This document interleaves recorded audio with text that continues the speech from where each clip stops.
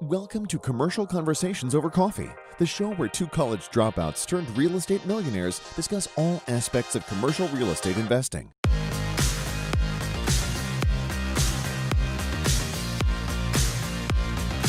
Now, welcome your hosts, Tyler Cauble and apartment guy Bruce Petersen. Welcome everybody to the very first episode of Commercial Conversations Over Coffee. I am Tyler Cauble, joined by my good friend, mentor, business partner, Bruce Petersen. Bruce, what's going on, man?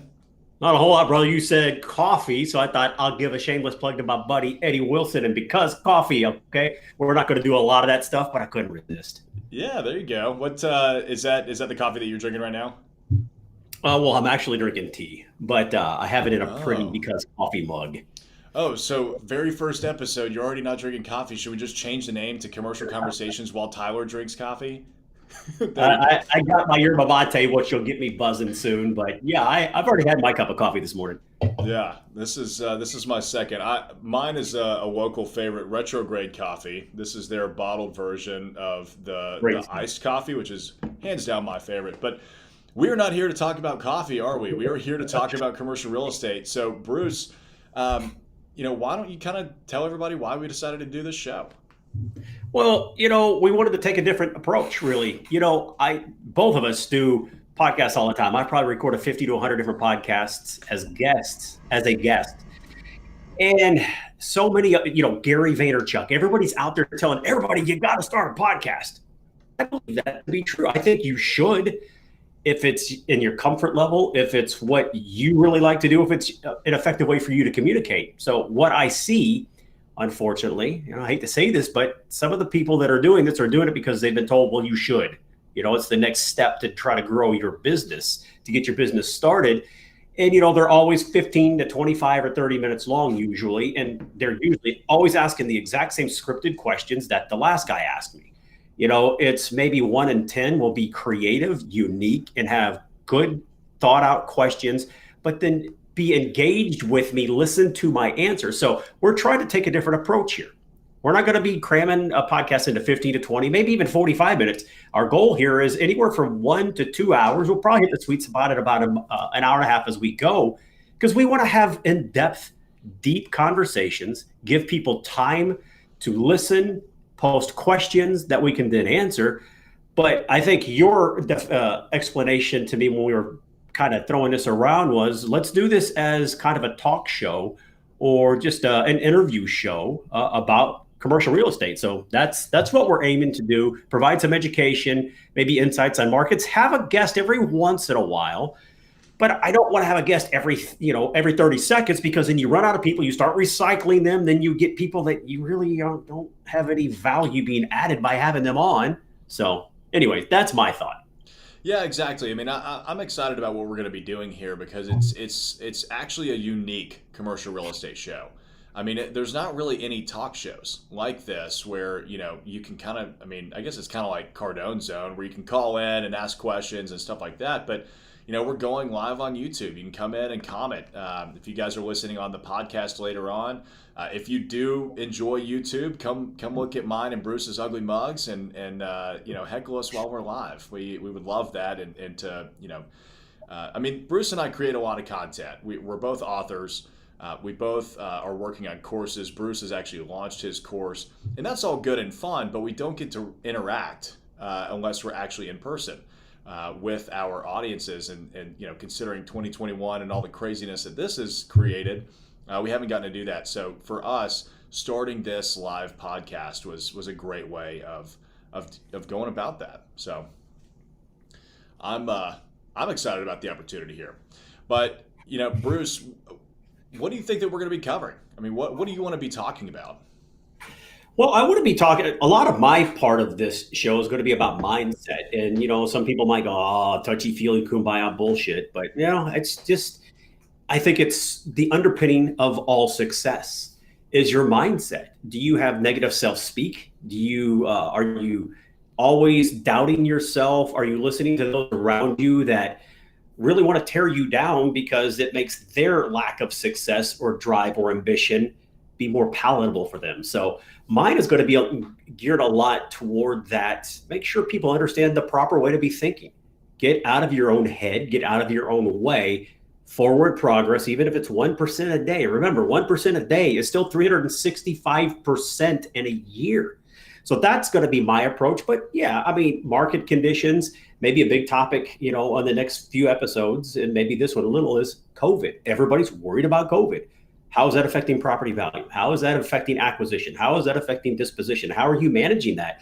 Because you and I have a property management company in Nashville, and my wife and I have a property management company here in Austin. So we are absolutely 100% front line on that. So we can shed some light on that kind of stuff too.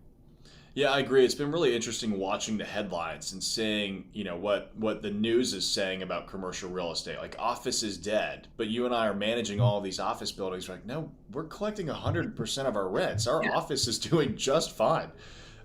So yeah, I think it's going to be fun to actually be a commercial real estate news source, from the front lines. So I'm pretty excited about that. But today we're going to be diving a little bit into your story. We figured for the first couple of episodes, it would make sense for you guys to get to know the host a little bit better.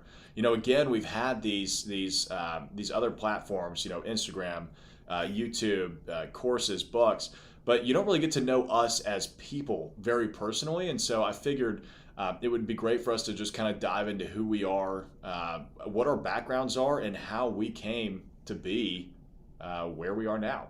So Bruce, you've got one of the most interesting stories that I've ever heard out of commercial real estate investing. Start us off. Where are you from? What's your story? So, my background, I grew up pretty damn poor. I was a military kid, military brat, and grew up in South Texas in Corpus Christi, a little beach town called Flower Bluff, which, it was a high school, right? It was what it was, but I did not do well in high school, so we'll get into that in a second. But, my parents divorced when I was, I think, 10 years old, fourth grade, somewhere in that area. My mom and dad both actually were high school dropouts. My dad went into the military to support us as the family.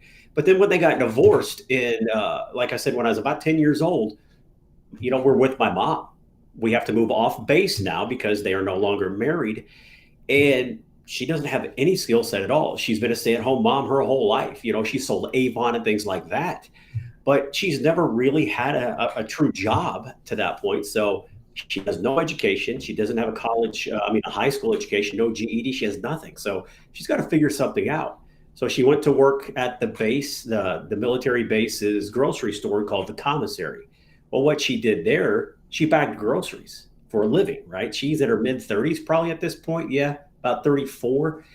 And she's bagging groceries, but it's not like HEB for the people that live in Texas, or I assume most of the grocery chains across the country now. You get a minimum wage, and, it's not a lot, but at least you have a minimum wage. At the Commissary, and I think it was more common back then in grocery stores in general, there was no wage. She didn't get paid anything except tips. That's it. There was no waiter, waitress. You make $201 an hour, $301 an hour plus tips. It was tips. That was it. And so she did that. And on the weekends, she stocked cheese in the dairy department for $2 an hour. We lived in government housing, and we were paying $35 a month in rent. I'm sure that with me when I was in my 30s or 40s, just kind of reliving our story as a family. So we were busted ass poor. Didn't have much. We were the family that had to put box fans in our windows in South Texas in the summer to cool us down because we couldn't afford to turn the air conditioner on. In the mornings, when it was cold in the winter, we would all huddle around the stove. This is going to be tacky maybe, but we were somehow, I guess we were paying for water or something. I don't know why this was the way it was, but it was. We couldn't flush the toilet unless we did a number 2, except once a day. That was it. But it wasn't a bad upbringing. I had no idea I was even poor until we came home from grocery shopping one afternoon. It was a Saturday. Me, my mom, and my sister, we get home to our little apartment, and there's a box on the step. And I'm like, well, what the hell is that? I'm 12 or 13 by this time. And I go over, I open the box, and, well, there's a bunch of gifts in there. Like, well, who in the hell left us a bunch of presents? We don't have any family around here. Well, maybe the church. It was Toys for Tots. And that was the first time that I ever consciously realized that I was poor. And, being 12, maybe 13, but probably 12, you're coming into puberty. That's when boys are trying to figure out who they are. That's where some of the machismo starts to kick in because you have some more testosterone flowing through your body and trying to establish yourself. And then I get slapped in the face with toys for tots. None of my friends are in this situation. I'm consciously aware of that now because I start looking around and assessing everybody around me. I'm like, oh, I promise there's no other friend that I have that would have had this happen. So that was rough. I did not handle it well. And I felt terrible. I feel terrible to this day that I reacted very poorly. I started breaking stuff in the apartment that we could barely afford pay $35 a month for because I was mad. I wasn't mad at my mom. My mom was a great mom because, again, I didn't know we were poor. We lived in government housing. She stocked groceries and bagged groceries and stocked cheese. I had no idea because she was that good a mom. But anyway, so, that was my story. And then it became a kind of a scarlet letter for me. Now I'm aware of it. And I think everybody knows and everybody points at me. And probably nobody was pointing at me. But, so we have an hour and a half, right? So I'm going to keep going on this a little deeper just to tell you. That's what we want to do, man. Let's dive into it. Right. Just to share with you how amazing my mom was. All right. This is just cathartic for me and personal part of my story. But again, that was her background. That was her skill set. That was her job. And we were busted ass poor. Well, about 2 years later, she met a phenomenal man, Charlie, who became my stepfather. And, shortly after they got married, they decided to move out of the apartment. He moved her out of the apartment. They moved out of the apartment together. They bought a house. And as poor as we were, as no money as my mother made, she was still able to save the money needed for the down payment to buy the house. Wow. We paid 40 grand for the house back in 1980, probably 1 or 2, whatever that was. But again, that's just a story of, don't cry for me. It's not, oh, boo-hoo, sad story for Bruce. Yeah, I was poor as shit, but I had a good life. I had a phenomenal mother. And then, got married into a phenomenal stepfather. My dad was very kind of absent in my life, but he wasn't a bad person. He was just chasing his own dreams. But anyway, so that's my childhood. And then, going into high school, I suck at formal education. I just suck in that environment. I barely got out of high school because I'm too antsy. I'm too inquisitive. I'm too hyper.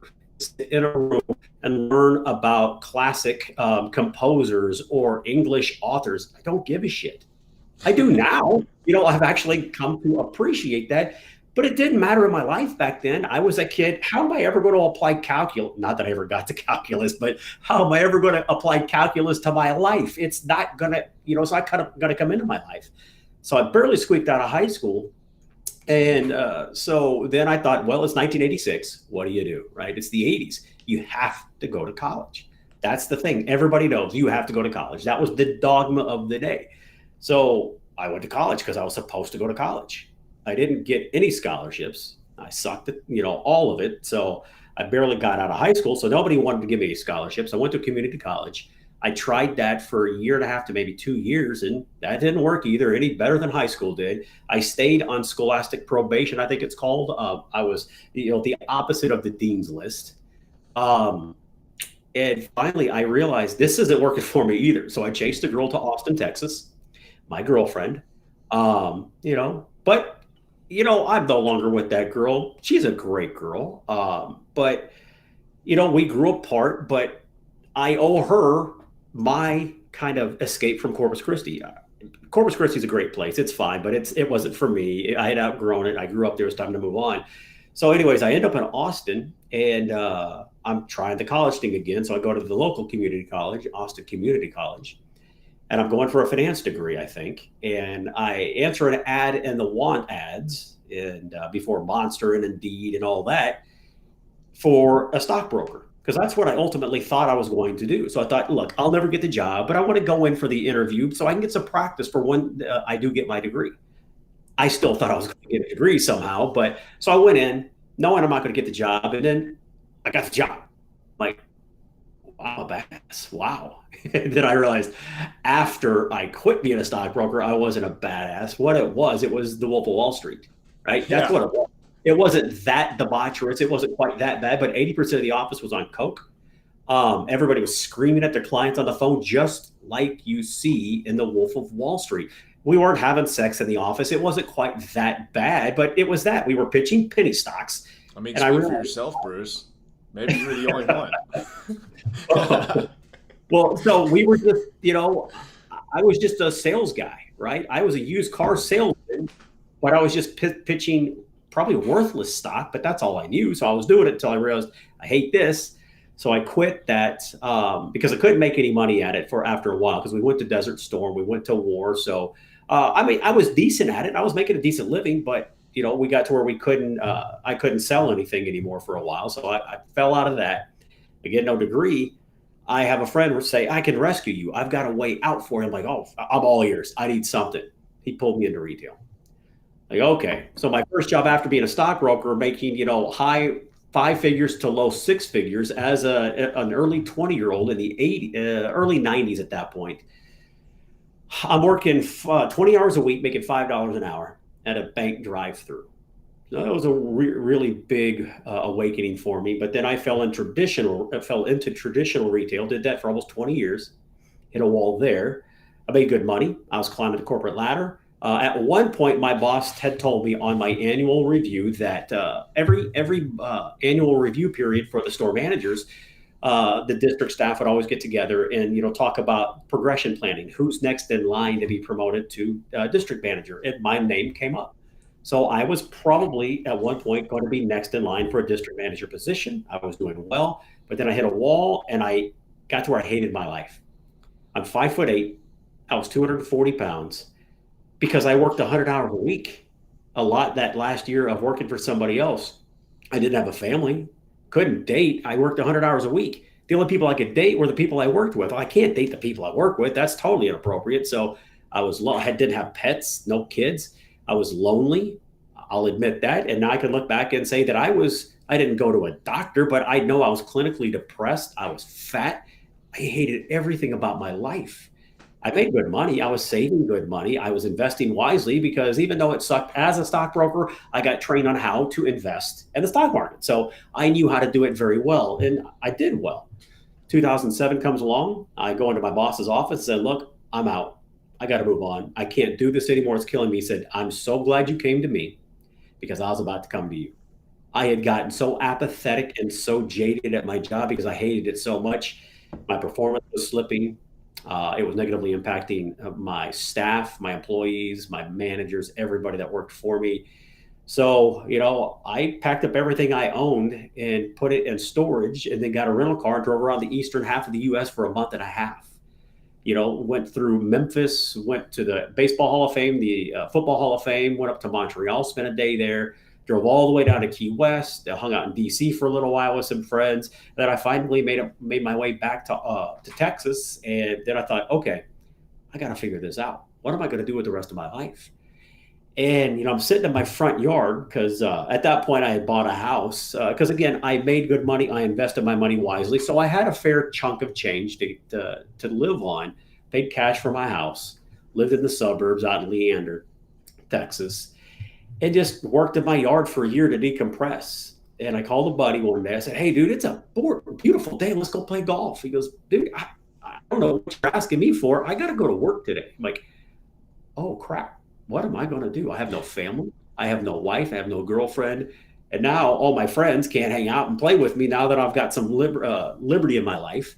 So I thought I got to figure something out. I started researching real estate because you keep hearing things about real estate. So I was very fortunate. I found a good coach. They taught me how to invest in apartment complexes, and they even taught me how to syndicate deals in apartment complexes. So that's all I've ever done in investing in real estate. I've syndicated every deal I've ever done, and I've only bought true multifamily, 5 units and above. My first deal was a 48-unit property, and since I've syndicated 1,100 plus deals, wrote a book on how to syndicate called Syndicating's a Bitch, an Amazon #1 bestseller. So I'm kind of proud of that, being a college dropout, But yeah, long-winded probably, but that's my story. That's how I've gotten to where I am. Now we are, again, we have two property management companies. We have an asset management company, a construction company, very vertically integrated. We won the Austin Apartment Association Rental Owners of the Year for 2016, the National Apartment Association Award for 2017, and then the Think Realty Award for Multifamily Investor of the Year for 2019. So I'm living proof that you can come from retail, busted as hell as a kid, broke as hell, with no education, no formal education, and I'm a pretty decent success now. So that's my story. Hopefully, a lot of people it'll resonate with, and it'll embolden you and empower you to think, well, crap, if that moron can do it, I can do it. Because that's really the way I see it. I'm no smarter than anybody, but I never give up, and I'm always, always, always learning. Even though it's not in a classroom, I'm always learning. Man, I can't wait to unpack that because that's one of the, I mean, I've done several videos on how to buy commercial real estate with no money. And I get people asking me all the time, like, I mean, I have no money. I'm working, part-time for somebody else. I really want to get into real estate. How do I get started? And I think you're right. I mean, I love that you want to talk about the mentality shift because there has to be a major mentality shift to go from being a retail manager and making that W-2 income to I'm betting it all on myself, right? I mean, that's a huge shift. So let's kind of dive into all that. I mean, Bruce, growing up, not knowing that you were poor and then realizing that, how do you think that that's affected who you are now today as a commercial real estate investor?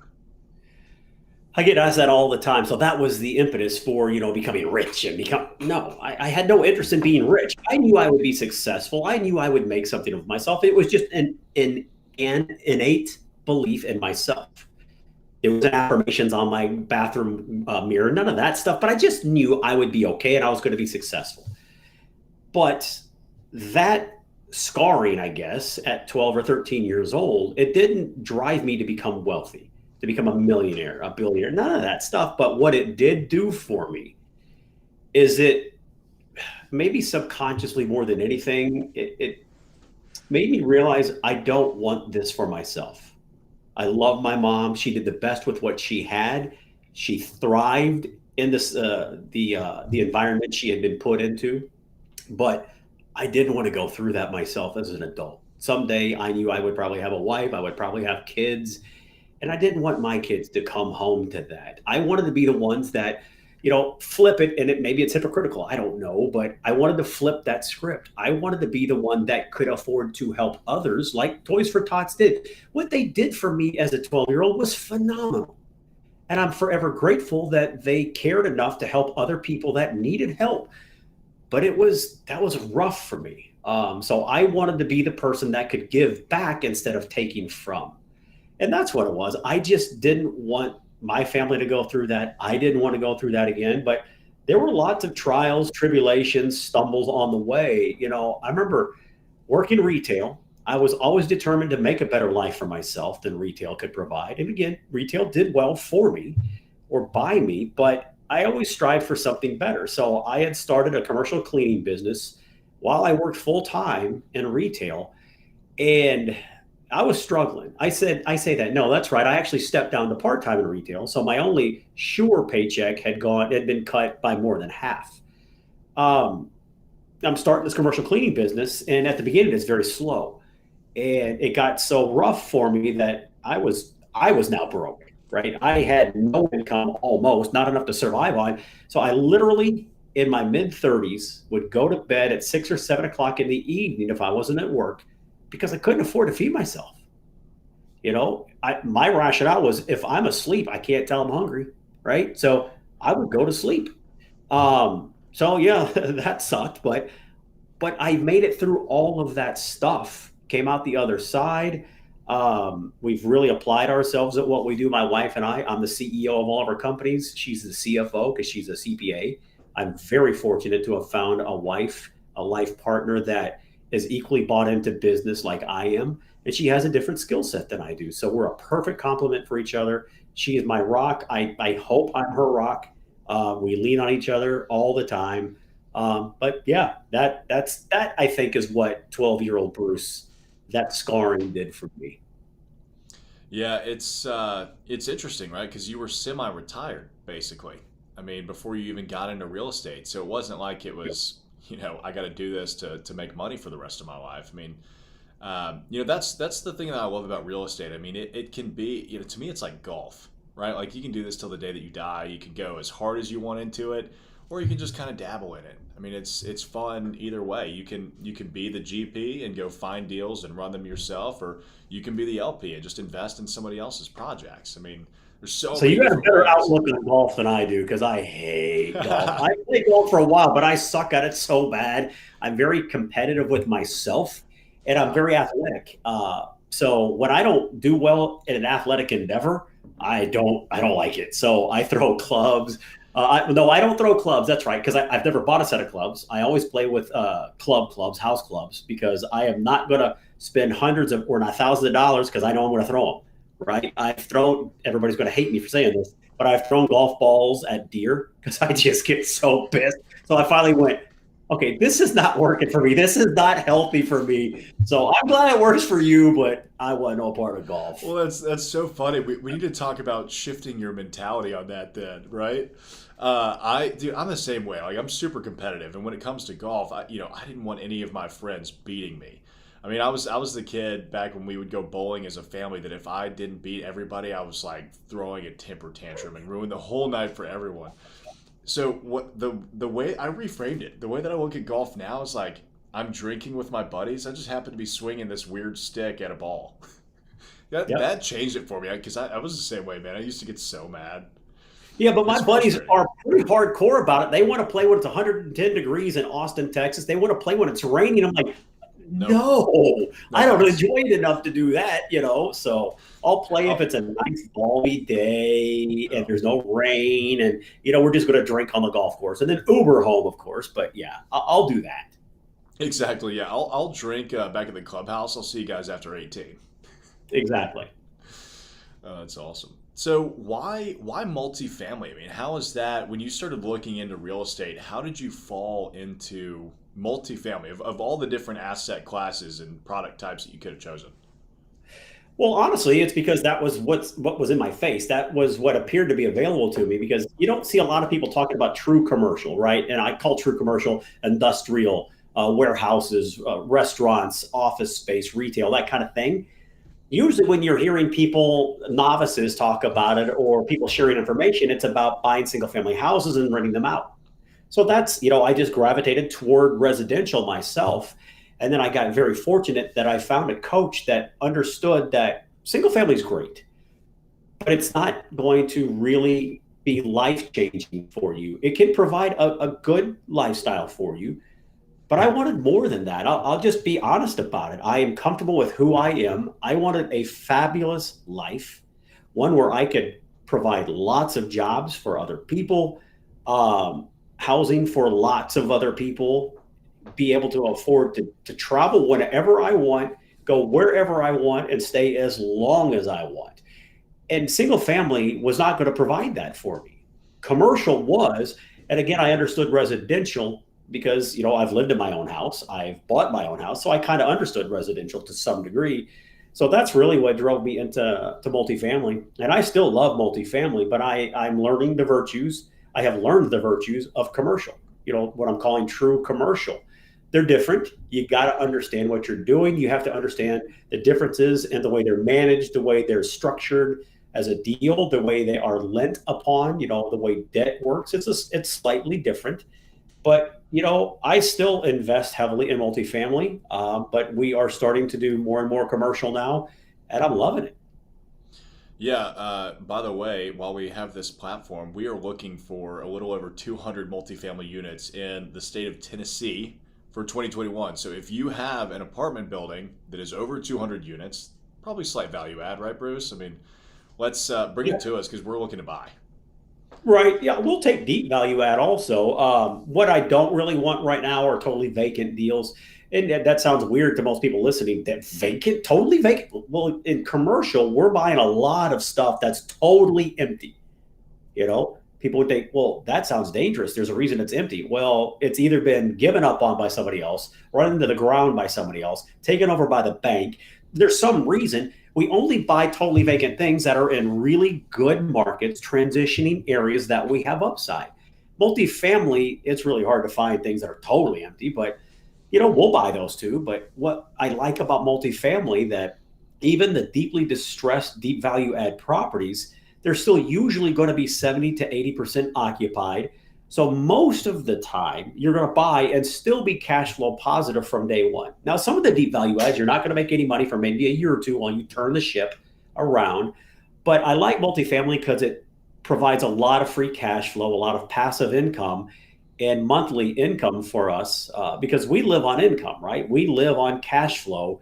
Net worth is fantastic. Big bumps to net worth every 2 to 3 years when we buy these deep value add properties are fantastic.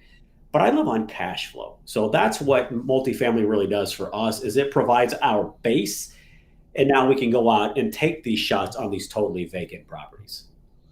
Yeah, exactly. It's been interesting kind of talking with you about that, because, we're almost looking at multifamily now as, here's our cash flow play, and let's go do commercial real estate for the, the net worth play. Because the opportunities, like we're buying an office building in Chattanooga right now, and we'll buy it for 1.8. We'll drop about 1.1 into it, a little over that, probably 1.2. But by the time that it's leased up, it's worth $6.5 million, conservatively. And so you look at that, the cash flow is not going to be insane. It's not going to be as strong as a multifamily asset, but in terms of sale value, or at least to our balance sheets, that makes a massive difference. So right. So let's now unpack that. Right. So now let me spin the table here a little bit. So people hear that, say, okay, you're all in for $3 million, right? 1.8 to purchase, 1.2 to rehab it and get it ready. You're in it for 3, and you're saying it's going to be worth 6 to 6.5. Oh, they just doubled their money. No, we aren't going to double our money, because we employ safe levels of productive debt. Get out of the Dave Ramsey mindset, for those of you listening that are in that mindset. I like Dave Ramsey, but he's for you if you are financially broken. If he is, if you are, he's phenomenal, and I love his program. If you are not financially broken, I need you to think bigger. I need you to think, not pay off your house as quickly as you can and call on the radio show and go, woohoo, that shit doesn't help, right? Because you still got to go to work tomorrow. What we do, we don't have to go punch a clock for anybody else anymore, right? So it's a totally different concept. But so let's go back to safe levels of debt. We'll just do some really quick back of the napkin. These aren't actual numbers, but they're really close. It's to express a concept. Well, you take it over, actually. This is the deal that you brought up. So talk about how using leverage, what the returns potentially are going to actually look like. Yeah, so it's interesting, right? So with leverage, which the only time I've ever bought a property in cash was because we were up against a deadline. We got a great deal on it, bought it in cash, and we're refinancing it, pulling money out. So putting debt on it. With these types of products, it's a completely vacant office building. We're expecting to get about a 20% down payment from the lender. We'll probably bring an additional 5, maybe 10% to the table just for closing costs, reserves, and interest carry. So on that $3 million deal, we're bringing $1 million in cash. So, when Bruce talks about, 3 million to 6 million, we're not doubling our money, right? Because we're using somebody else's money to buy the asset. So we're bringing $1 million cash, and then we'll be able to sell it for 6, which means our net would be around 3, probably more, but call it 3. We've tripled our money. Exactly. That's the power of safe debt, right? That because of what you're doing here, it's not a doubling, which is 100% return. It's a tripling, which is a 300% return. That you do a few of those deals, that's life changing. And that's because of commercial real estate. And we're going to capitalize on somebody else's misfortune, sad for them, but, we're going to turn this thing around and we're going to make a crap ton of money on it. You don't have to censor yourself. It's totally fine. This is, I believe that there is a bunch of adults that will be watching this. So, well, Bruce, we got a little sidetracked there. I want to dive further into your multifamily journey. So 48 apartment units. If I'm starting off in real estate, and I'm looking at a single family home compared to a 48 unit apartment complex. How am I going to justify, like, how do I eat that elephant? Like, how do I take that down? Well, I mean, if you're worth billions, well, most of us aren't. Most of us, maybe have 100,000 saved up, maybe 200, 300, something like that. So, what I did it as a syndication. And all a syndication is, there's a group of us that pool our money together and we go out and buy something. In this case, it was an income producing asset or an apartment complex. So, you'll hear it, and you subscribe to this, and I have no problem with it. But at the same time, I firmly believe it's difficult to get started with no money. It can be done, no question. You've done it, I think, but it's really hard, and it's not as easy, really, because then you got to find other people that entrust you with a project, especially starting out with no experience, for no money in the deal yourself. Well, I'll be the operating partner. Yeah, but you have no skin in the game. It's a wall, right? So I think most of the time you're going to need some money to get started. I put $115,000 into my first deal. I had to raise $575,000, of which I put in $115,000. So then I had to go out and find $460,000. So I rounded it up from 14 other investors. We all put our money together, went out and bought this asset. So what was really interesting, and this is commercial real estate in action, right? I bought that. It was $1.6 million. I got almost a $1.2 million loan to take it down. I have no job, right? I'm gainfully unemployed. I don't have a W-2. I have no experience, no track record, and I still got lending. Try to go buy a single family home to live in or to invest in. Doesn't matter. That's not going to happen. They're not going to lend to me because I have no income. I have no W-2. I can do that commercial, because commercial, the approval of the loan is based probably 60 to 80% on the asset itself. Well, do we think it will generate enough profit to satisfy the debt payments for Bruce? If we do, well, then that's the first hurdle. Now, 20%, 30% of the decision-making process is based upon Bruce himself. If I'm a convicted puppy rapist, I'm probably not going to get that. Sorry, I have weird ways of making things. But if I've got a checkered background, if I filed bankruptcy, if I've had foreclosures in my past, okay, they probably still aren't going to give me the deal. But I didn't have any of that. I had a clean background, a good bio or resume. In retail, yes, but I had been in charge of people, in charge of buildings, in charge of P&Ls. So they felt comfortable with me. Again, you can't do that in single family. So that's why. That's another one of the reasons that I started in multifamily, but that's how I did it. I brought 14 other people to the table. We all went out and did it together, owned it for a little over, almost 2.5 years, and made 300% for my investors on that project. Yeah. Nate says save Sorry, puppies. I mean, yeah, that's an interesting example, but I think the point is made, right? I mean, it's funny, back in February, thank God this did not go through. But back in February, I was considering buying my first single family home because I was going to Airbnb it. So, we'll go on a whole nother tangent on another episode about why we're basically anti single family home. I think that's going to be a very controversial topic. But yeah. I bought 4 office buildings that year, 4, and had no issues getting approved for them. Could not qualify to buy a $600,000 home. Could not do it. And that's what's so interesting. I mean, I guess it makes sense that some of those, I guess catch-alls are in place for residential, considering what happened in 2008. But it's crazy to me that I can qualify to buy $6 million worth of buildings, but I can't buy a $600,000 house. So I think you're right. I mean, the scalability almost lends itself to being easier. It's easier to do it, really. How did you go about raising that money? I mean, did you just know a bunch of people that had a whole bunch of money? I mean, what was that process like? Not at all. I was coming out of the retail world, and there's not a lot of money floating around retail, right? The employees are good employees, are good people, but retail people, for the most part, I was one, so please don't hate me for saying this kind of stuff, but it's just a fact. Most of them don't have very high financial IQ. So they don't save their money well. They don't invest their money well. So I I think wasn't, most people, I think most people in general don't have high financial IQ. I agree with that completely. But so my peer group was not very wealthy. They didn't have a lot of disposable, investable cash.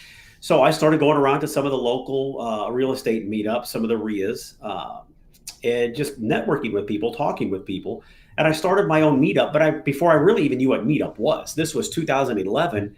And I was going to these different things and meeting people. And there was another guy that started trying to learn the industry himself at the same time I was. And I talked to him and said, hey, why don't we get together every week, every Wednesday at a Starbucks local to us and just share the things that we've each learned the previous week? Because we were trying to learn it at the same time. We were sometimes going to different meetups, different conferences. So we came together every Wednesday and just shared information. So then we would go to all these other conferences and meetups again, and we would just start talking to people. Oh, hey, and if you're interested, me and VJ are meeting every Wednesday at Starbucks. We'd love to have you. We just sit around and shoot the shit about real estate. That's it. We're trying to learn it together, and we're sharing information that each of us have learned along the way. So we started pulling people together like that. And about 5 years later, that mailing list had grown to about 400 or 500 people, right? Now, any one meeting, we would get maybe 30 to 50 people together. So it wasn't the full 400 or 500 people, but it just grew organically. And the first deal that I did, almost every single investor came out of that group because they got to know me personally. We spent probably 6 to 9 months together before I closed on my first deal. That gave them lots of opportunity to get to know me, to sit with me. We started, we would go have a drink together. We would barbecue. We would boat together. So we started hanging out. We got to know each other very well. They got to know, like, and trust me enough to give me investing dollars, right? They saw that I had the most money in the deal, which was hugely important for me. I had one guy come in at 100. So I told guys about my investment to 115 because I want to be the biggest person at the table to show you that I am all the way bought in. I have more money on the line than any of you do. So that's how it really worked. I kind of sort of fell into running my own meetup group, and most of my investors came out of that. That's brilliant. Now that I think about it, I mean, the first capital raise that I ever went through was because I'm a board member for the Real Estate Investors of Nashville, and all of my investors came from that group. Because, I mean, you're right. Like, we were sitting around having those conversations and talking about it. And it wasn't like I was trying to constantly raise capital from them. I mean, never did, actually, at all. Never mentioned one time about, like, hey, come invest with me, until I was going through something like that. And I was like, hey, I just want y'all's opinion on this. What do y'all think about it? Because, at that point, everybody's got different perspectives, and they'd been hearing what everybody else was going on. And so it was interesting to talk about that. And then five guys from that table were like, yeah, we'll invest in this deal. Yeah, I love that it was just organic, and you didn't go into it with the mindset of I'm going to go and do this and go here and be involved to raise money. It just happened organically. But in future episodes, we are going to dive deeply into the art of raising money, because now that you and I kind of started organically, we've kind of figured it out. We know how to raise money effectively, legally, and ethically, right? The right way. So we'll go into that in depth in the future. Yeah, I think that would be a very popular episode, raising capital. I mean, that's one of the, that always seems to be the piece that people don't get. Like, I know how to underwrite. I know how to find deals. I know why this is a good deal. I know this and that. I've got the banking connections. I've got the contractor connections. But raising capital always seems to be kind of the missing piece. So I'm very excited to dive further into that one with you. How did you structure that first deal? I mean, what did you put in front of these investors? I mean, obviously it's organic. You've got a great relationship with them. But just because you have a good relationship doesn't mean they're going to give you a lot of money, right? So how did you structure that to make it attractive for them as investors? So what I decided to do is I came up with an idea. So I'm the syndicator, the deal sponsor, the lead operating partner in this deal. The rest of them are silent. Now, I did have 2 guys sign on my loan for me because, again, I had no job. The bank did want to see somebody with a job somewhere. But that's everybody that came into the deal. And I did what a lot of people aren't willing to do. right? If you ever listen to Bigger Pockets and listen to Brandon Turner talk all the time, he says this all the time. Your first deal is your training wheels deal. It's not going to make you rich. It's not going to provide for you and your family to cover all your bills and expenses. You just have to run a good deal that doesn't lose money, that performs the way you thought it would for your investors. That's what the first deal is for, right? So on my first deal, I didn't take any premium. There was no promote. I didn't get an override. There was no GP split. There was no 70-30, 80-20, 85-15, 90. There was nothing. I made money only when we all made money together. Most people aren't willing to do that, right? They want to grow their thing immediately. I want that first deal to put a lot. Don't do that. People are on all the different Facebook groups and on all the different forums, and they're talking about their first deal. Yeah, should I do 70-30, 80-20, but I can't raise money? Well, then maybe just eliminate it. Well, I got to be compensated. Your compensation on that first deal is knowledge. That's it. You got to learn how to be good. How are you so arrogant to think, with no track record, no experience, don't really know what I'm doing because I've never done it. I've read books, I've gone to class, but you don't really know how to do it because you've never done it. But you have the audacity to think you deserve a 30% promote or a 20% promote. Now, if you can sell that to your investors, totally fine. There's nothing wrong with it. I'm not saying that's wrong. I'm just saying, to get your first deal done, maybe do what I did. I didn't charge a promote at all. So I had no extra any extra compensation coming from it. Now, I did get an asset management fee. To be fair, there was something there for me, but that was it. I owned 20% of the deal, and I got an asset management fee, and that's all. I didn't realize that. So you invested $115,000, and that was your equity in that deal? Like, that's it. Straight, no split, no promote, nothing. Not a thing. No waterfall, no preferred return. I didn't even know what the hell a preferred return was back then, but I knew how to factor a cash on cash return and didn't understand IRR. But again, I was upfront about all of that, my lack of experience with my investors. And, at the beginning of the deal, I'll be honest, it wasn't going well because lots of things were happening that I had never experienced that I had to figure out how to work myself through. I lean heavily on my coach. That's why, guys, you need a freaking coach. I don't want to be your coach. Don't take it wrong. I'm not pitching. I don't want to be your coach. I don't have time to be your coach. I loved being a coach when I did it. It's one of the most rewarding things I've ever done. I just don't have the bandwidth, so I'm not asking. But you need a coach. If I didn't have a coach, I don't know how I would have made it through that first deal. But so the first 6 months to 12 months, I was underperforming, and I was not sleeping well at night. And I'll be honest about this. I would cry because, and I'm going to do it now if I'm not careful, I'm very emotional. So if you guys watch many episodes of this, you're going to see I'll probably shed a tear every now and then. But, it was tearing me up that I was underperforming. But at one of our meetings, I talked to my investors. I said, look, guys, I'm so sorry this is going on. We were still profitable. We're still making good money. We weren't hitting the numbers that I projected. I projected, I think, 12%. Now, this is a different era. Remember, there are 12% stabilized deals nowadays. It just doesn't exist. But back then it did, right? So I projected 12%, and I was hitting about 8 or 10, somewhere in that area. So it was still a solid deal, but I was tearing myself up because I wasn't hitting my projections. So I bore my soul in front of my investors, and they said, look, calm down, dude. It's okay. We knew when we got involved with you, you had no experience. We were willing to get in with you because we trusted you. You would do everything possible to fix it or make it right. And you have. You've gotten things turned around. So, that's the thing. I don't know how the hell I got on this tangent, but it's just talking about that first deal and how it went. Oh, that's right. No promote, the struggles, but you just got to keep pushing through it, trying to make yourself better all the time. And don't look to bleed every dollar out of a deal because you need it, because you deserve it, because you're owed it. Do what's right for your investors. Long term, it will pay off, I promise. Yeah, I think that's a great way of looking at it. I mean, let's be honest. The promote is there because of the value that you bring to the table and what you are going to create for everybody else. So right. It's okay for you to recognize that, hey, this is my first deal. Compared to a guy that's done 100 of these, I don't bring as much value.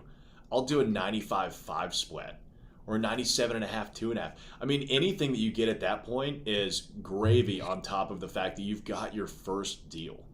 I mean, that first deal is what changes everything. I was in the industry for what, 5 years before I bought my first office building, and as soon as I bought it, I was like, wow, that was actually way easier than I thought, and I bought 3 more that year. But it took me 5 years to get to 4, and then after that, I mean, we were snowballing it. But I would never have done it had I not just bought that first one. Yeah, and that's an important thing to talk about also. It's part of the mindset thing. So many people, this industry, commercial real estate, but really, I see it more in multifamily than anywhere else, that you get a lot of engineers that come into this because they understand spreadsheets, they understand how to calculate returns, they understand all the math of it. Guys, there's so much more to it than math. I'm telling you, it doesn't work without the math. No question. But I firmly believe the math is maybe 25 to 50% at most. The rest of it is just being a good entrepreneur because you're owning businesses. So an engineer brain, very often they get themselves locked up. As an engineer, you're trained to have a contingency plan for everything because people's lives may be on the line if you're building a bridge, right? Okay, I get it, but there's no way to do that in multifamily and commercial real estate. It's impossible when you get into business to contingency everything. And if they can't figure out a contingency plan for all the different things they imagine can go wrong in their brain, well, then they can't get comfortable enough to move forward. You got to get past that. You have to educate yourself, surround yourself with the best people you can to lean on when the time comes. I told you, I didn't know what a preferred return was. I didn't know what IRR meant. There was a lot of stuff I did, but I had conviction in myself. I knew I'd been successful at everything I'd ever done. And this was just the next thing I had to learn.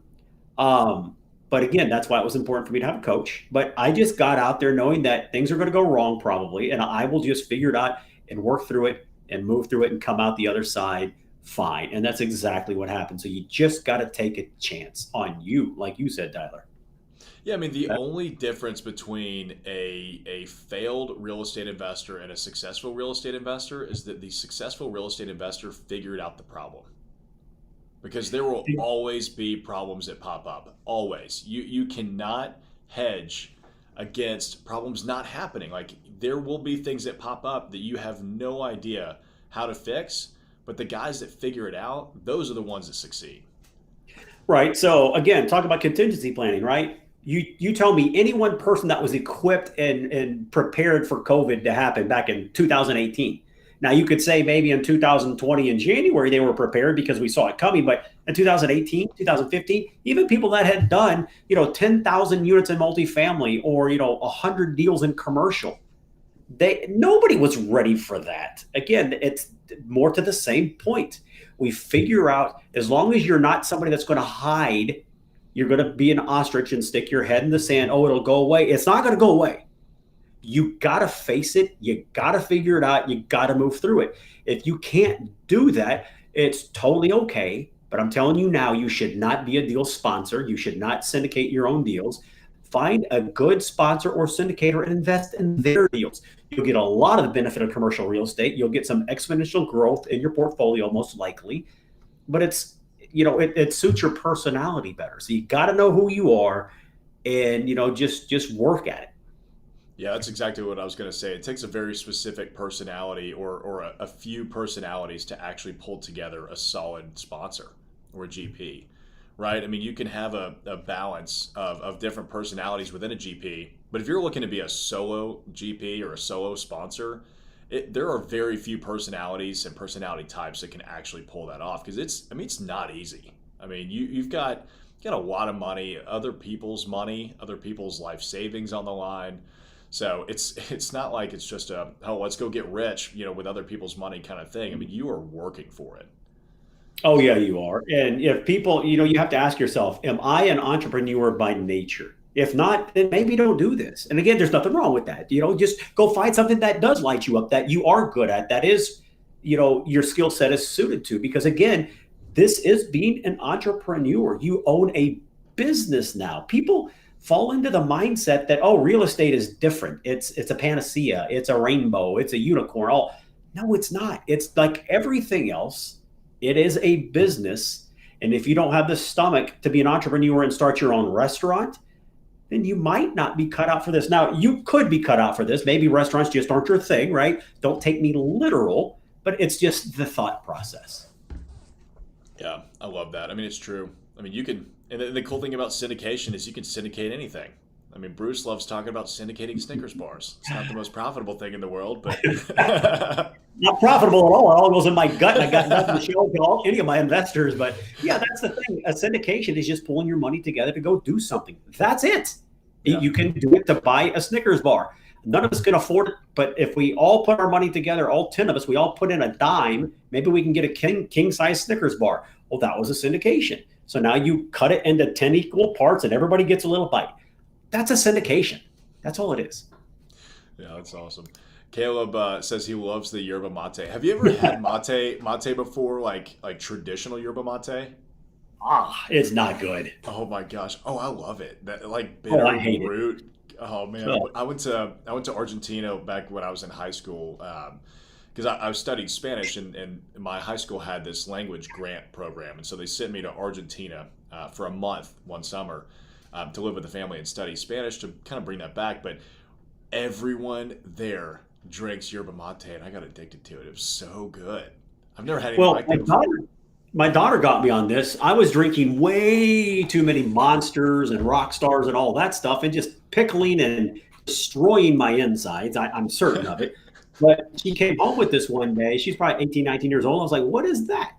And I looked at it. And she kind of told me what it was. I looked at it. On the back of it, it says it has 150 milligrams of caffeine. I was like, oh, then maybe this would be a good substitute if it's healthier. So really the only thing in here, it's all organic, purified water. We're on a really bad tangent right now. Yeah, but I was just thinking that. But... That's it. And sugar's not good for you, but that's really it. It's better than all the unpronounceable bullshit that goes into a Monster. I still love Monsters, and I could get hooked on them again really easily. But to me, still not perfect, but it's a much healthier alternative for my coffee and caffeine fix. Yeah, I'm going to have to try one of those. Oh, they're so good. So what's next for Bruce Petersen? I mean, you've gotten to a point where, you've syndicated over 1,100 units. I would imagine that that's brought you and your family a significant amount of wealth and comfort. Where do you see yourself going next?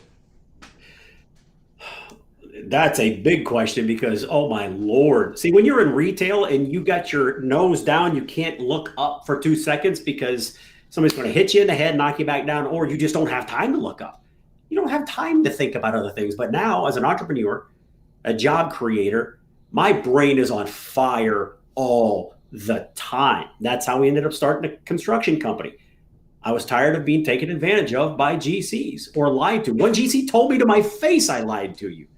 So I was like, you know what? This is bullshit. I can't deal with this. We're starting our own construction company. How do you do it? I don't know, but we're going to figure it out, Yeah. So, but because I have freedom now to think and, what's the next step? So some of my big things, right? I want to own a AAA or a AA baseball team someday, right? But then more kind of germane to this topic, I'm working on a lot of deals in Nashville right now. We're onboarding our latest client as a third-party management company, so that keeps us busy. I'm going to, open this up a little bit because we're under contract, so there's no fear here, right? You talked about the deal in Chattanooga. Well, we're also partners in a deal to develop 1.5 million, yes, I said million square feet of mixed-use project over 32 acres in the Tennessee area. So that's going on. We just released, haven't really started marketing our education. I'm teaching people exactly how to do a syndication. So that's in the works. This is weird. I had somebody ask me to do he wanted to help me develop a reality show about me. I'm like, nobody gives two shits about me. Tarek and Christina, they're pretty. I'm not pretty, and who wants to follow a syndicator around all day? There's no excitement here. I was like, dude, I'm eternally flattered, but, no, thank you. But, we're always working on stuff. There's other business ideas that we have kicking around. We now provide back office services for other companies that know how to start they have a great idea and they're good, at that idea, but they don't know how to run a company.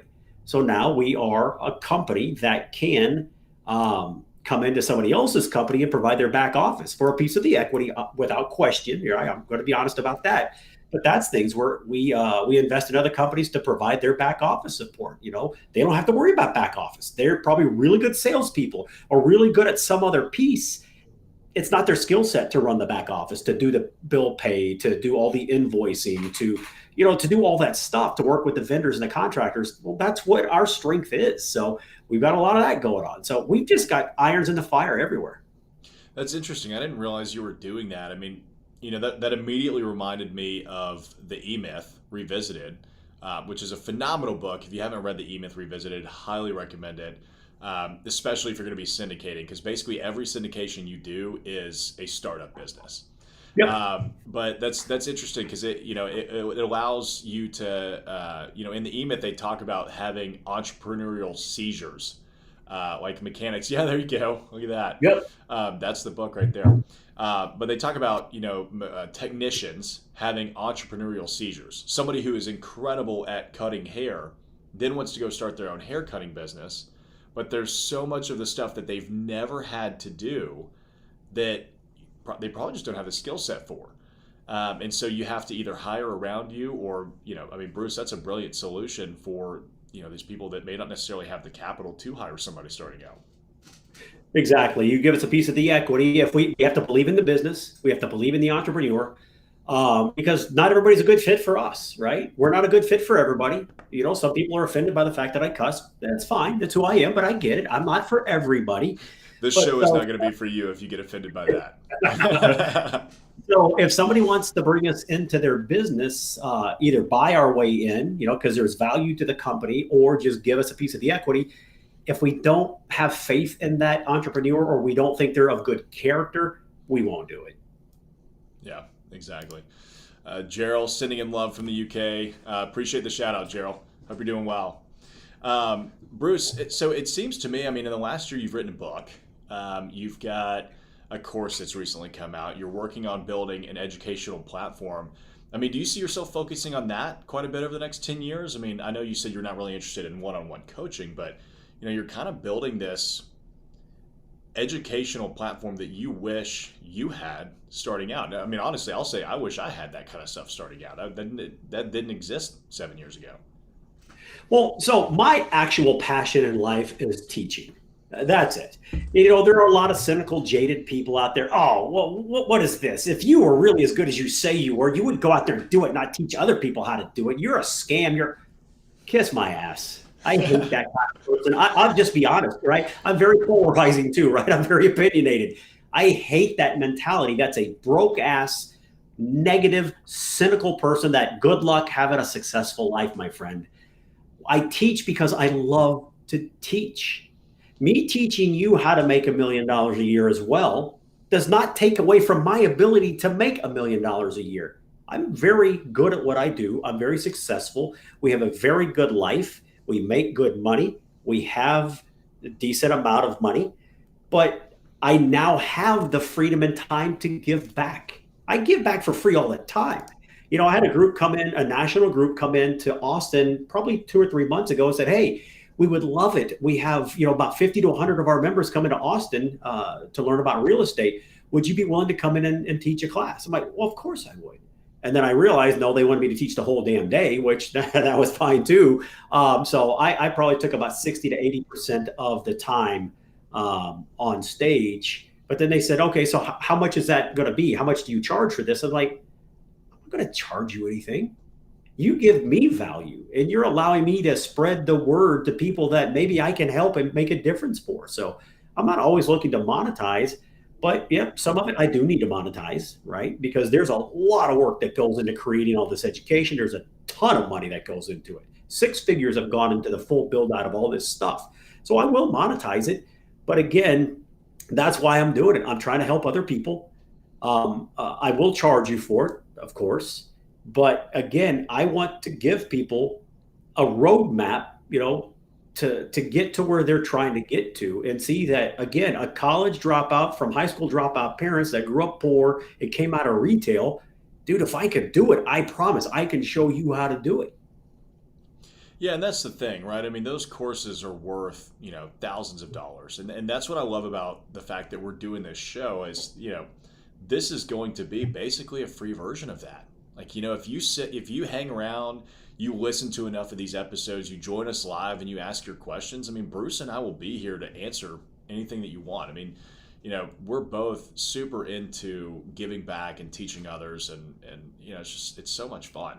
I feel like we're probably both into that because again, when we first got started, none of that existed.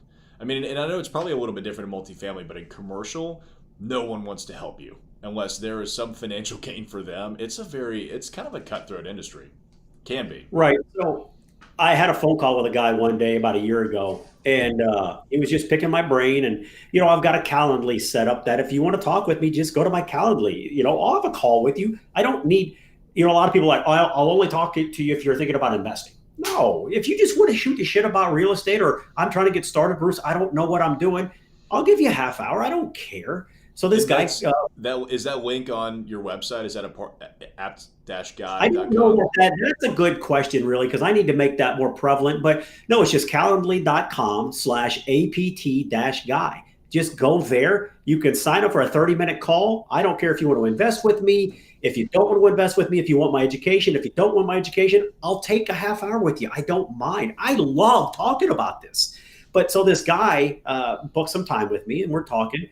We get about 25 minutes in and he's asked me all kinds of questions. He's like, man, Bruce, man, thank you so much. But I have one final question for you. Okay. Why are you doing this? Why are you giving me all this free advice that take it from me? Why? I said, all right, look. And I gave him the same pitch that I just talked about earlier. Me helping you become more successful and living the life that I currently live does not affect my life. It doesn't take from my life. This is not a zero-sum game. You don't have to lose for me to win. Just quit thinking that shit. If you do, it's so wrong. It's a scarcity mentality, and it doesn't go well usually. I have a very abundant mind. So I told him that, look, again, it's not going to take from what I have to give to you. And I said, but the real answer, sir, is it's very selfish, right? If I teach others to do what I do and to have the life I have, selfishly, I have more cool kids to play with. Right now, if you're like I was, working 40 hours a week, 60 to 100 hours a week sometimes, you don't have time to enjoy a life, to have a life. So if I can teach other people to have the same kind of flexibility, become a job creator, that, it buys you free time. And now, again, selfishly, I have cool kids to hang out with. I'll just be honest with you. I want to be able to, I told you that buddy of mine, I said, let's go play golf today. I got to go to work. If I could teach that guy how to make, sufficient amounts of money to be able to walk away from that job and control his own calendar now, he could have played golf with me. So that is kind of a real benefit for me. It feels good to help other people. But selfishly, I have more cool people to hang out with. Yeah. I mean, high tides raise all ships, right? I mean, it's so much fun having a friend group where, I've got a few guys here in Nashville that I can text them and be like, hey, you guys want to fly to Mexico this weekend?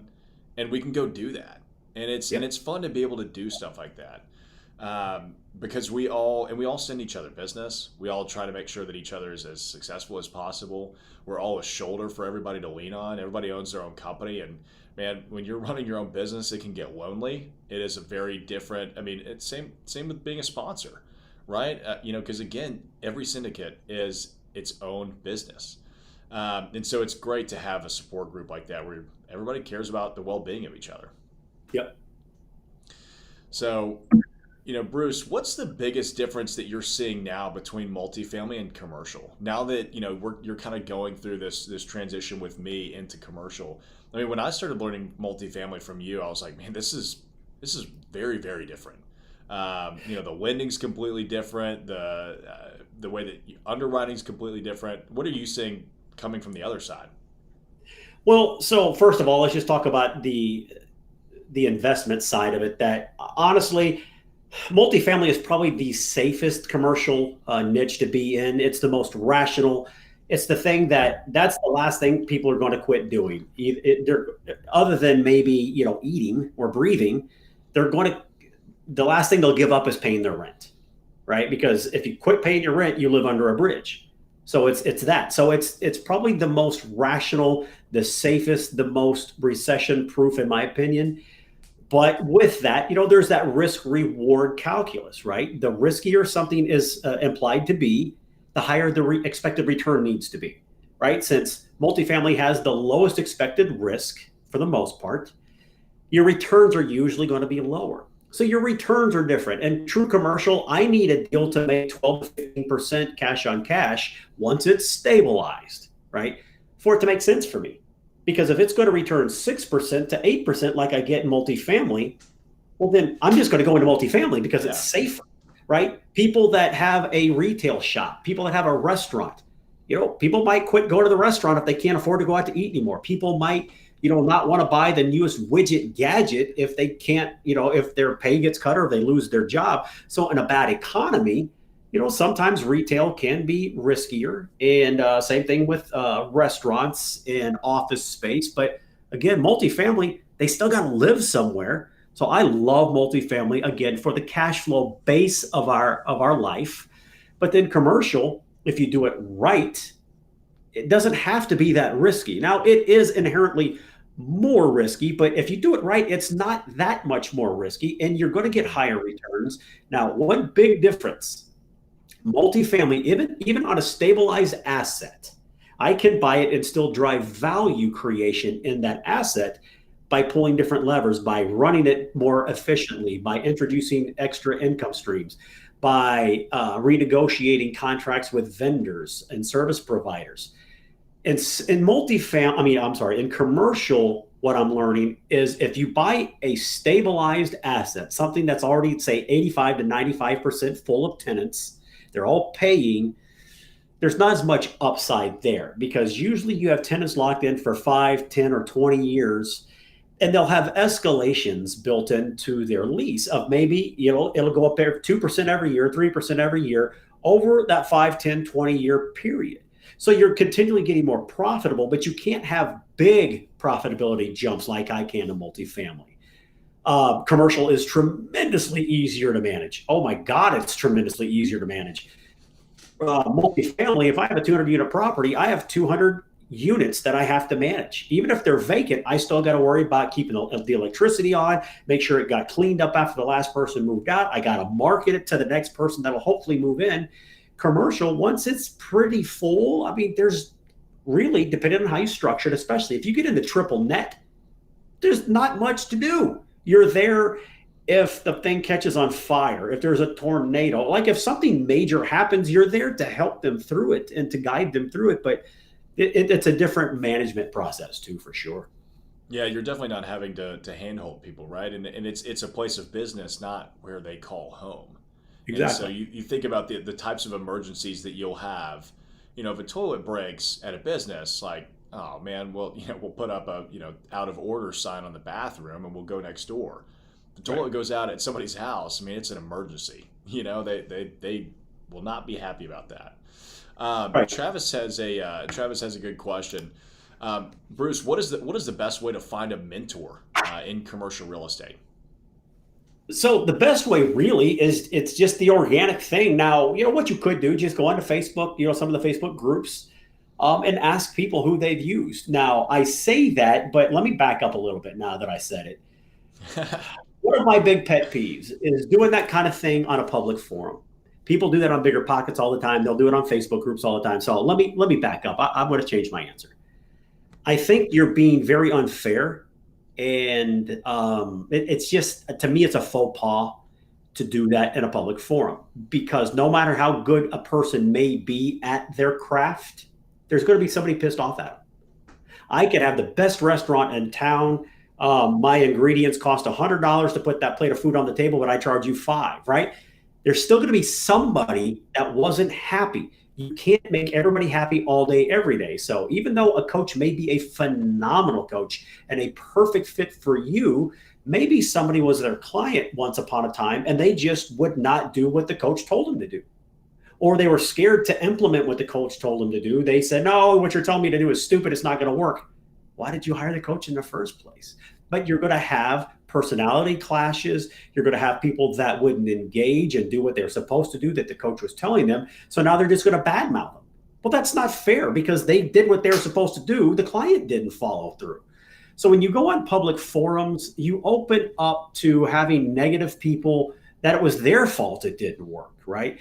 So then now I've told you don't do that. So okay, how do you do it? It's just organic. Go to meetups, talk to people offline. You can meet people on Bigger Pockets. You can meet people on the Facebook groups, but please direct message people and find out who they have worked with. Well, was it a good process? Was it a good experience?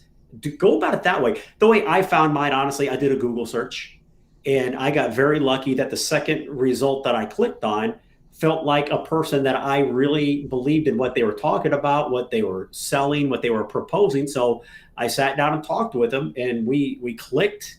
I did pay them, right? I probably paid them, this is a long time ago, maybe 10,000, something like that.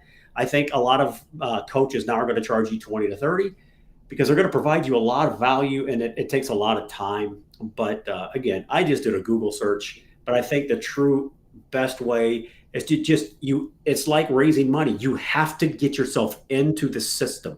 You have to plug in. And if you'll plug in and just start asking people, hey, have you used a coach? Yes, I have. Who'd you use? I used Fred. Was Fred good? No, Fred sucked. Well, they probably made Fred, but if 14 other people say, oh yeah, I used Fred, they were great. Maybe Fred's better than the first person told you, so go talk to Fred, right? So it's not a silver bullet answer, but I think that's the way you go about it. I've got a pretty good story here too that we actually have never talked about before, but I mean, Bruce and I have not known each other forever. Yeah. Bruce started off as a mentor for me. Which is funny. I mean, look at us now. We're investing in deals together. I mean, it's like kind of the ideal, mentor-mentee scenario. Now we own a company together. Now we're buying deals together. I met Bruce down in Austin at a mastermind meetup. I mean, most of the guys there were in real estate, but there were some tech companies and there was Brandon Turner was there, and Bruce was kind of like. He hadn't joined yet, but he was one of the guest speakers. He was there to talk about how he had syndicated a bunch of properties. And, there were only 30 other people there. So I just went up and started talking to him. And this was like 2 or 3 days that we were at this meetup. And so just every day I would kind of be intentional about going and finding Bruce and sparking up a conversation with him. Because he and I obviously we're starting a talk show. Like he and I can talk about anything forever. We just kind of have those personalities.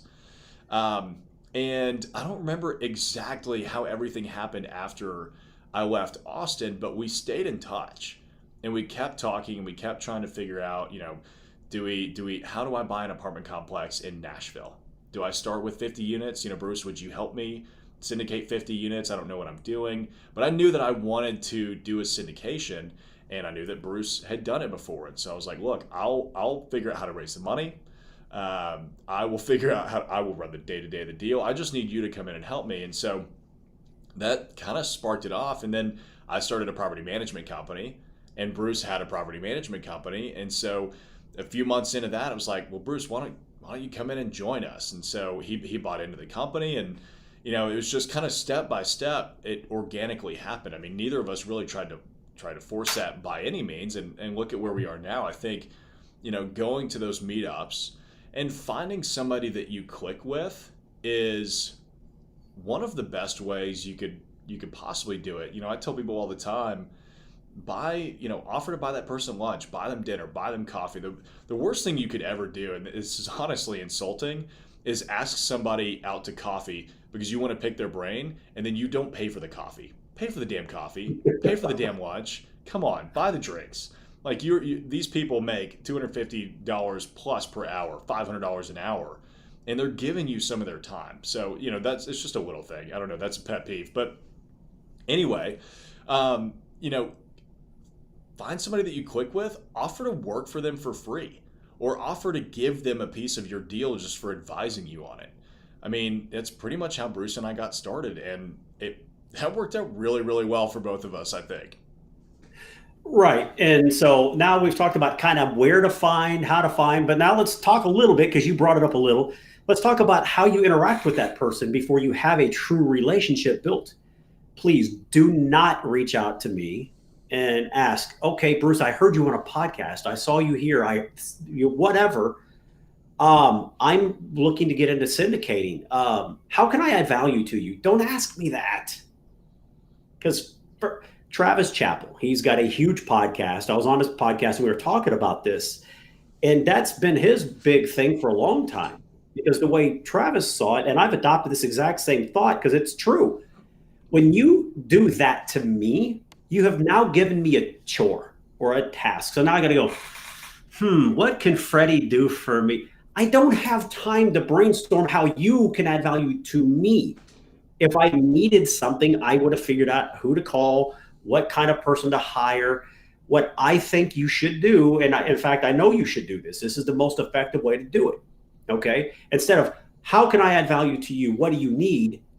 Look at me. This is going to sound weird. I'll put it into context. Stalk me. Don't show up at my freaking house and peek in my bedroom window. Stalk me like that. But follow me on social media. See what I'm up to. Go, oh, you know what? He's really good. You know what? I think maybe this could be better, or maybe he hasn't thought about that. We'll do this or do that, and then bring it to me. Say, look, I think, you've got a lot of long form content on your website. This is just an example on your website. But, I don't think you are utilizing that long form content effectively enough. I think you could chop it up into about 10 different deliverable chunks that you can create all kinds of different social media content pieces from that one thing. Okay, fine. Well, then go do that for somebody. And then say, hey, look, I don't want anything in return. I just wanted to show you that this is something that I think would benefit you. That's how Gary Vaynerchuk found D-Rock. That's exactly what happened, right? D-Rock said, hey, I'm really good at this. And here, look what I did for you. He's like, oh, that's pretty cool. You want a job? So just find what you think the value piece is that you can add for that person and just do it without being asked, without asking them. Now, it's not going to land every time. I would bet 9 out of 10 times it won't land because either it wasn't what they needed, wanted, it didn't fit them, or maybe they're just a jerk and they don't want you in their lives. I don't know. It's like sales, right? It's a numbers game. Do that to enough people that you look up to, admire, aspire to be like maybe, and just, provide value without asking. And look, the amazing thing about our living in the age of social media is that you can send me and Bruce or Gary Vaynerchuk or whoever a DM on Instagram or tweet at them or whatever, and the chances of you getting a response are actually pretty good. I mean, I am very good about responding to Instagram DMs. So, if somebody reaches out and asks me a question, that it works. I mean, just don't be afraid to reach out and bring that value. I mean, follow their stories. Like Bruce said, watch their stories. Bruce is talking about how, he just launched a book. Like, send him a message. Hey, man, congrats on the book launch. That's amazing. Of course he's going to respond to that. You're congratulating him on something that took him, a year of work. Like, he's very excited about that. I think that's, you can organically do that. And I've done that before on the commercial real estate brokerage side because I started off as a broker. I mean, I would follow guys that I knew I wanted to do business with, and every now and then I would just comment on their photos. I saw something funny, but like, dude, that's hilarious. And then I kept popping up, so they started recognizing my name. And then when I would send them a message, and then they started following me back, and then it organically works. I think that's the great thing about social media. Right. Go ahead. Well, I was going to say, so Gerald had a question. I just had an interview 3 hours ago for a commercial agency here in London. I think I got the job. Congrats, Gerald. That's really exciting, man. Cool. What advice would you give to someone whose long-term vision is to become an investor? Go, dude, go. Well, he was talking about commercials, so I'll let you take this one. Yeah. Oh, cool. Well, I'll run with it. So Gerald, what I would say, I mean, the way I always wanted to get into commercial real estate investing, I knew that from day one. I want to be a developer. So I figured starting out I fell into commercial real estate, so it's a little bit different. But starting out as a commercial real estate broker is actually a phenomenal way to become a developer because you learn it from literally the ground up, how to find the tenants. So, what I did, the way that I started getting into investing, I mean, there's a reason that the word broke is the majority of broker. You are making a bunch of cash, you're a 1099 employee, you're paying 30% of that to the government, and you're always running out of money. So what I started doing was I lived off of the leasing commissions, and I started investing all of my sales commissions. So if I was only making $2,000, $3,000, $4,000 a month off of leasing, that's all that I had that month. I mean, I just mentally separated the sales commissions from myself personally. But the best thing that I did was start rolling my commissions in as equity into investments. That's how I bought my first deal. Technically zero out of pocket.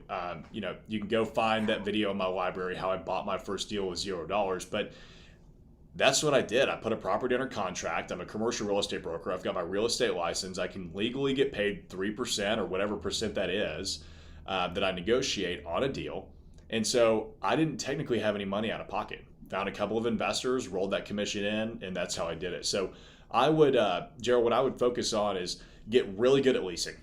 Get really good at finding tenants, negotiating deals, because that's what really helps springboard me into being a successful commercial real estate investor, is that I can put a vacant building under contract and I can go find the tenant to lease that building before we even close. I've done that multiple times. And that's how I create a significant amount of value for me as the GP, but also for my investors. Because there's so much room for high returns in higher vacancy properties, but you've got to know what you're doing on the leasing side. But also learn how to underwrite.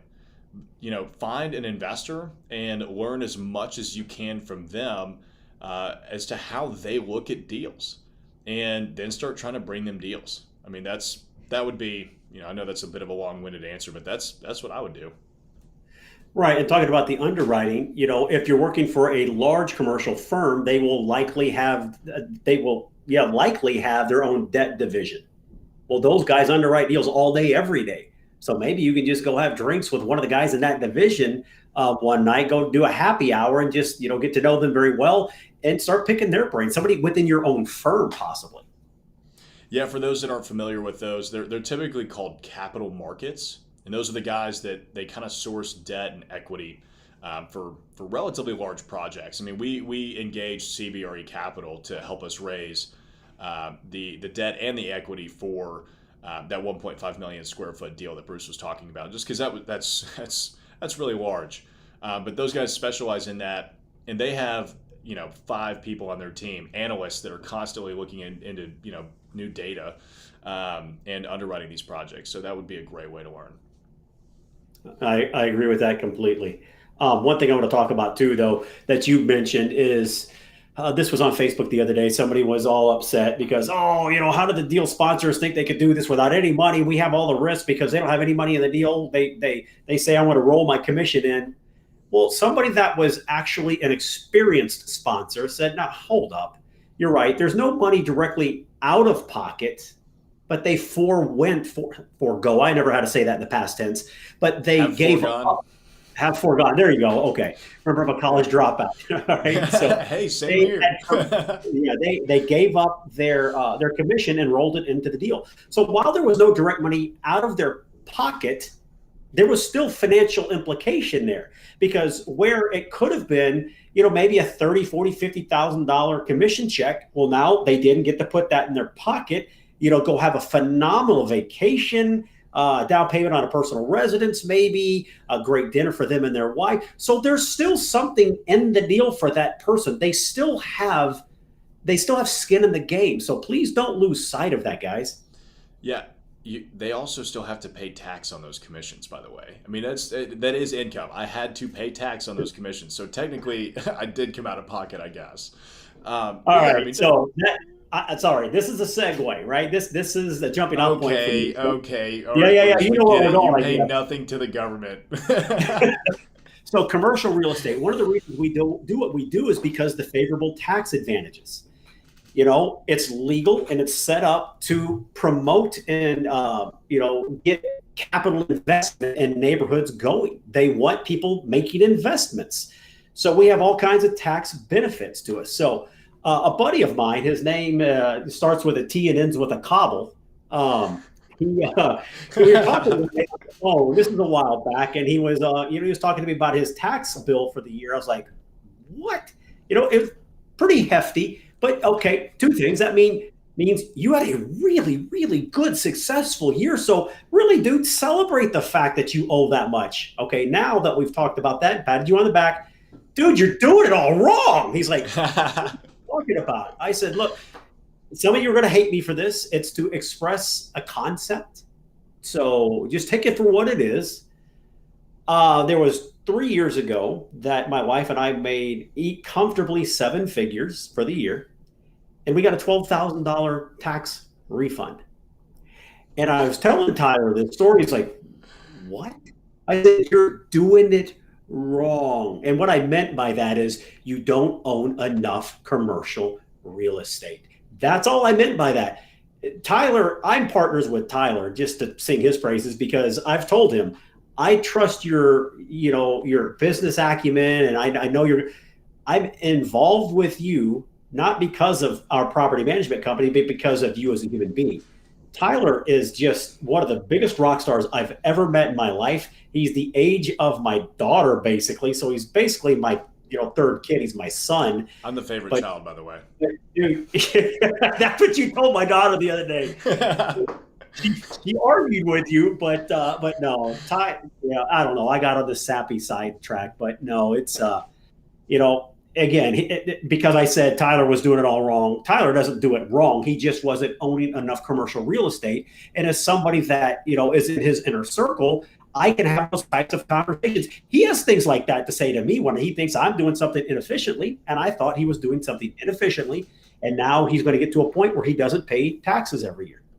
It's that simple. Well, I appreciate the kind words. And Bruce is totally right. I mean, so the thing is, I own a commercial real estate brokerage, right? So that's all 1099 income. And there's almost no amount that I could write off from a brokerage to shield that income. The only way to do that is through owning commercial real estate and being able to depreciate those assets and have all of those write-offs carry everything else. So that was 2019. I bought 4 buildings that year, but they were largely vacant and we were undergoing renovations and stuff like that. And so hopefully this year 2020 will be a little bit different. I think 2021 will finally be the year where I have enough depreciation and write-offs from real estate to really shield that income. And that's the amazing thing, right, about real estate. It's one of the many advantages of investing in this asset is that you shield that income because, buildings are depreciating. I mean, it's all legal. It's all per the IRS code.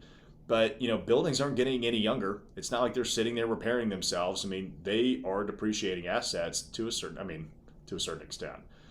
Physically, they are appreciating assets in the financial sense. But yeah, when Bruce told me that, I was like, God, I got so mad. I was like, you kidding me, man? You paid less in taxes than I did.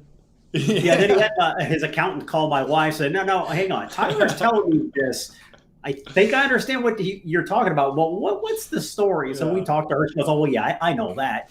So yeah, we just gotta get him on more commercial real estate. And dude, we are way on the way to doing that. So making really good progress there. It's gonna be a good year. Well, that's a great spot for us to wrap up this episode. Next one, we'll dive into who I am. I'll tell you guys a little bit about my story, and then Bruce, what do you think about the episode after that, talking about our predictions for 2021? Like how the I think that not just predictions. I like that a lot, but also that'll kind of to partner with that. We'll talk about COVID because people are always asking me about that. Yep. How are you buying right now? If you are, how are you taking that into consideration? Are you selling? Is this a good time? Is anybody paying rent? So we'll go into some of that stuff too. I like that a lot. That's awesome. All right, guys. Well, don't forget to follow us live. Feel free to drop your questions in the comments whenever we're doing the live shows. If you're listening on the podcast, don't forget to like and subscribe, and we will see you guys next time. See you.